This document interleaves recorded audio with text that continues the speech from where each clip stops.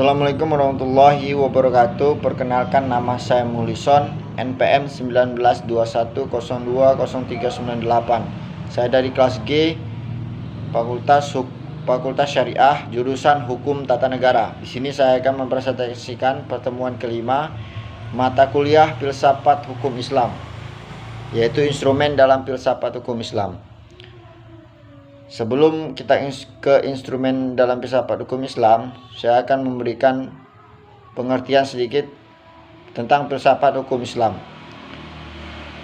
Filsafat dalam Dictionary of Philosophy berasal dari dua kata, yakni philos dan sophia. Philos artinya cinta, sedangkan sophia artinya kebijaksanaan.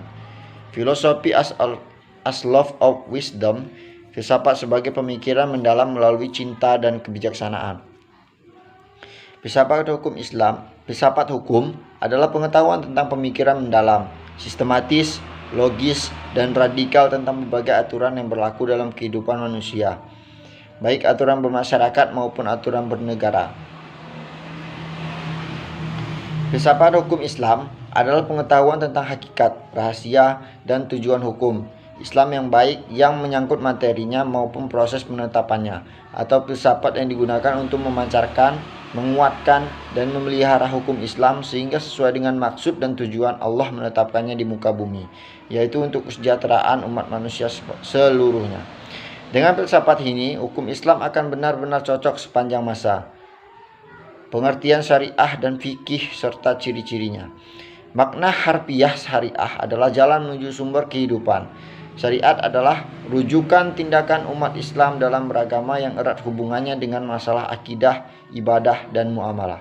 Secara etimologi, syariah berasal dari bahasa Arab syara'a, yasra'u, syara'an, wal syari'atan, yang berarti jalan ke tempat air. Kata ini kemudian dikonotasikan oleh bangsa Arab dengan jalan yang lurus yang harus dituntut. Sedangkan menurut terminologi, syariat berarti jalan yang diterapkan Tuhan yang membuat manusia harus mengarahkan hidupnya untuk mewujudkan kehendak Tuhan agar hidupnya bahagia di dunia dan di akhirat. Makna ini meliputi seluruh panduan Allah kepada hambanya. Para rasul menyampaikan kepada umatnya agar diamalkan di dalam bentuk kehidupan sehari-hari, baik dalam bentuk akidah, akhlak, muamalat, dan sebagainya. Ringkas, syariat Islam merupakan keseluruhan ajaran Islam yang bersumber dari wahyu Allah Subhanahu wa taala. Ciri-ciri syariat berpusat pada asas-asas berikut. Yang pertama, ketuhanan Rabbaniyah. Yang kedua, universal alamiah. Yang tiga, menyeluruh syumul. 4, asli dan abadi. 5, mudah serta menghilangkan kesusahan. 6, memelihara maslahat manusia. 7, keseimbangan tawazun. 8, hubungan erat talazum antara akidah dan kehidupan. Pengertian fikih.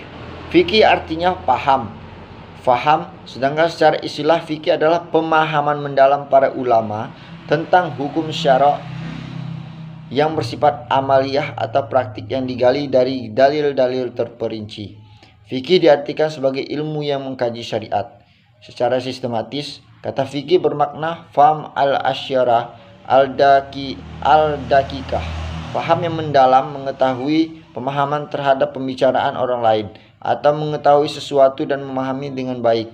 Sedangkan menurut istilah adalah hasil penjabaran praktis tentang hukum-hukum syariat yang berkaitan dengan perbuatan mukallaf yang diambil dari dalil-dalil terperinci.